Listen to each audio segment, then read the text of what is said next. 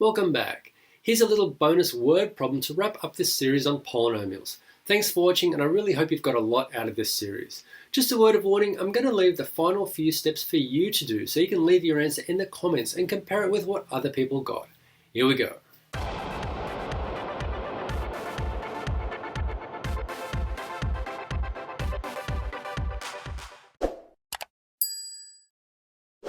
A kitchen drawer has a volume of 768 cubic inches. Find the dimensions of the drawer given the information below. So we have a variable W. We don't know what it is. We've got W plus 4, W, 16 minus W. What does that mean? Well, we just got one variable here. So whatever this is in inches, this is going to be 4 inches longer than this. And this is going to be 16 inches minus whatever that is. So given that information and we have the volume, I'm going to try and figure out what W is. Once we have W, then we can figure out what these are going to be. So the final answer is going to be, what's this, and what's this? We have to find W, but the final answer is going to be actually figuring out what these three dimensions are.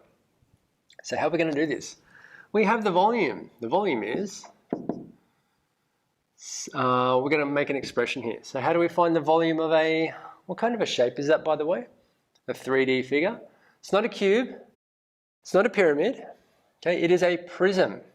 And by the looks of it, no two dimensions are equal. So it's going to be a rectangular prism. How do you find the dimensions of a rectangular prism? We've got width, and we're also going to have length and height. So length times width times height. Okay, hopefully you did that in grade 7. Let's put those in. So V equals length, well, that's the width. Length and height, that'll be length, that'll be height. Let's put these in. Length, W plus 4 times the width times the height. There we go. So we're going to end up with a polynomial here.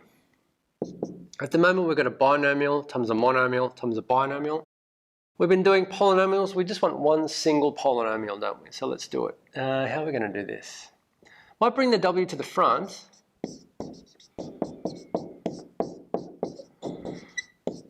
And I'm going to multiply these two first by FOIL, W times, so F, first, W times 16. Outer, W times minus W. Inner, 4 times 16. What's that? 3264. And last, 4 times negative W is negative 4W. And now my next step, let's do the distributive property and get rid of all these brackets finally. 1, 2, 3, 4. Going to multiply by 4 things there. We're going to get 16W squared minus W cubed plus 64W minus 4W squared. And there we go.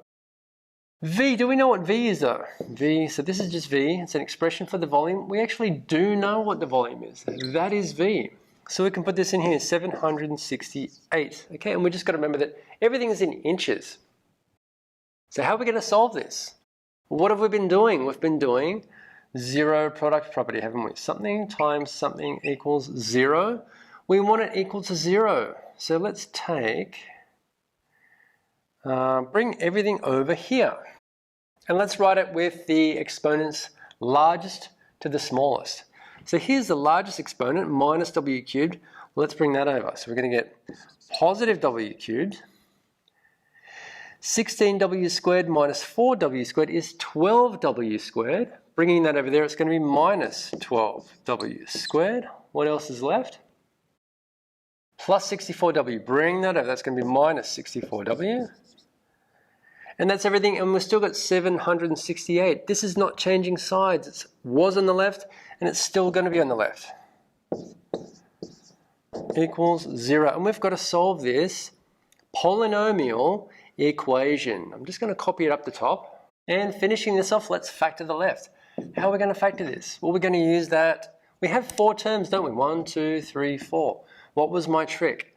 We're going to use that factoring by grouping. So these 2 terms here, we're going to factor them separately, and we're going to factor these 2 separately.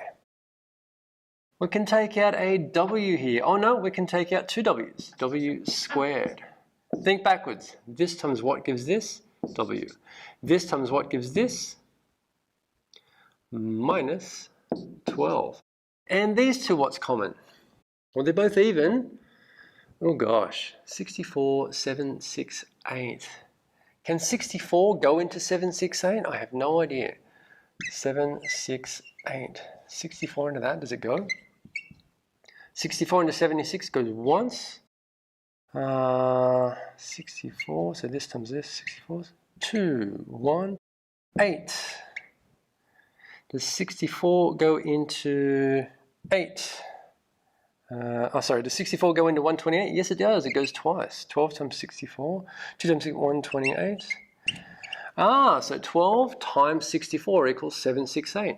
We can take out a minus 64. I'm only taking out a minus because there's a minus here. Now let's think backwards. 64 times what gives 64W? W. 64 times what gives 768? Apparently it's 12. Plus a minus here. Got a minus times something equaling a plus, so that's got to be minus as well. All right, and fingers crossed, do we have the same thing in the brackets here? Here we've got W minus 12. Here we've got W minus 12. We're good, it works. So we are going to take out W minus 12. Remember that apple thing I showed you? We're going to do that trick now. So the W minus 12 goes here, and this guy and this guy are going to come down here, like so. And this is going to factor to W squared minus 64. Phew, we done? Not quite. This can factor more. Can you see that this is A squared minus B squared? All right, this is going to factor to one of those special products.